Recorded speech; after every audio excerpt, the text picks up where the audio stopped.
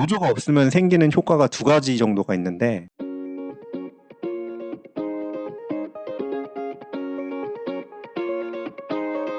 안녕하십니까. 여러분의 취업과 이직, 커리어를 위해 영상을 찍고 있는 커리어의 곰돌이 아저씨입니다. 오늘은 좀 예민한 얘기를 해볼 건데요. 노조를 욕하는 거는 내 지갑에 있는 돈을 불태우는 거랑 같다. 여기 보시면 조커가 돈을 불태우고 있잖아요. 사실 이거랑 크게 다르지 않아요. 왜냐면 제가 회사 생활을 10년 이상을 해봤더니 노조는요, 결국 노동자들 편입니다. 사실 노조에 대한 일반인들 인식은 파업, 태업, 귀족노조, 어쩌고저쩌고 말이 너무 많죠. 그래서 되게 안 좋아요. 저도 사실은 취준생 시절에 노조에 대해서 굉장히 안 좋게 봤었고요. 그랬는데 적어도 여러분이 창업을 할 게 아니고 취업을 목표로 하고 아니면 이미 월급쟁이라면 노조를 욕하는 거는요, 진짜 내 지갑에 있는 돈을 꺼내가지고 불태우는 거예요. 그 불태운 돈은 어디로 가느냐? 당연히 그냥 회사로 가는 거죠. 여기 보시면 위에가 이제 한국 모 기업의 파업 모습이고 아래가 미국이거든요. 선입견 중에 하나가 미국은 파업을 안 한다 이런 얘기를 하는데, 미국도요 파업 진짜 빡세게 하고요. 여기도 파업에 대해서는 굉장히 권리를 보장을 해줍니다. 물론 한국처럼 그렇게 막 쇠파이프 때리고 막 최루탄 난무하고 막 이러진 않았어요. 하지만 나 일 안 해, 나 스트라이크야 이러면 그냥 스트라이크인 거예요. 그리고 나중에 회사 들어가시면 아시겠지만 제조업 같은 경우에 사이즈 큰 규모의 기업은 하루만 스트라이크를 먹어도 하루에 벌 수 있는 돈을 다 못 벌기 때문에 굉장한 타격입니다. 그렇기 때문에 보통은 회사가 협상에 나서게 되고요. 그래서 노조가 왜 월급쟁이한테 필요한데 이렇게 얘기를 하면, 일단 기본적으로 좀 똑똑하신 분이면 아실 거예요. 노조가 있는 회사에 들어가는 게 연봉이 높다. 일반적으로 그렇죠. 그게 왜 그러냐면 노조가 없으면 생기는 효과가 두 가지 정도가 있는데, 일단 첫째는 경영진이 진짜 지 맘대로 경영하는 거를 제어할 방법이 없어요. 이사회가 있긴 있는데 우리나라 이사회는 어떻게 돼 있는지 아시죠? 그냥 거수기라고 하죠.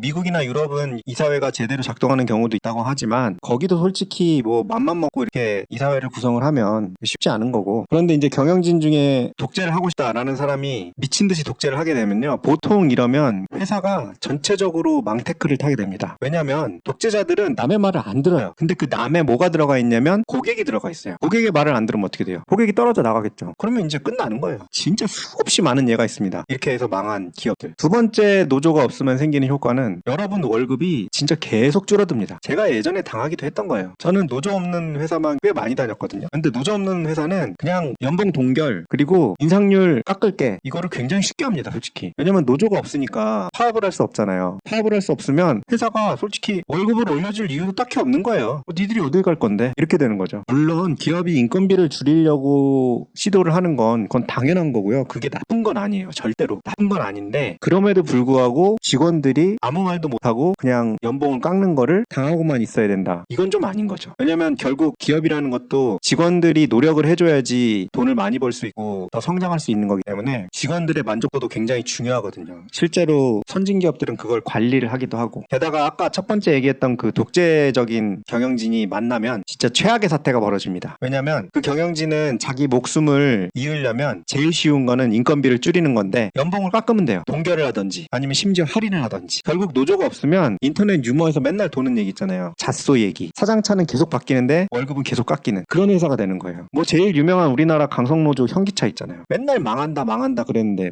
망했습니까? 저는 솔직히 노조가 그렇게 힘이 세지 않았으면 현차가 거기까지 클 수 있었을까라는 생각이 들어요. 왜냐면 아까 얘기했듯이 노조가 하나의 경영진에 대한 견제 장치로 작용을 하기도 하고, 그 노조의 입김에 의해서 연봉이 올라가다 보니 시장에서 제일 비싼 인재들이 현차로 몰렸잖아요. 그것도 상당한 영향을 미쳤고요. 삼성이 왜 그렇게 커졌어요? 물론 삼성은 문어조고 최근에 노조가 생겼지만, 저는 그 전에 고 이건희 회장님의 인재 경영, 그게 상당히 영향을 미쳤다고 보거든요. 연봉이 높으면 제일 좋은 인재가 갈 수밖에 없고 그 인재들이 돈을 더 많이 벌어오게 만들 수밖에 없어요. 그러니까 연봉이 억제되는 건 결과적으로 장기적으로 별로 좋지 않은데, 노조가 없으면 그냥 연봉이 하락할 가능성이 굉장히 높아지는 거죠. 여러분들 생각은 어떠신지 궁금합니다. 댓글 부탁드리고요. 그리고 추가로 자영업자분들 중에 주변 월급쟁이 연봉이 올라가는 게 여러분 소득이 올라갈까요? 아니면 얼굴 한 번도 본 적 없는 오너들 수익이 늘어나는 게 여러분들 소득을 올려줄까요? 그거를 한번 생각을 해보시면 자영업자에게도 소기업 오너들에게도 노조가 그렇게 나쁜 존재일까? 라는 생각이 드실 거예요. 이상으로 노조 없는 회사에서 특근비, 야근비, 잔업비 이런 거 하나 없이 쭉쭉쭉 빨리던 월급쟁이의 한탄이었습니다. 여러분들 잘 생각해 보시고 노조 있는 회사로 꼭 취업 성공하시기 바랍니다. 감사합니다. 구독과 좋아요 부탁드립니다.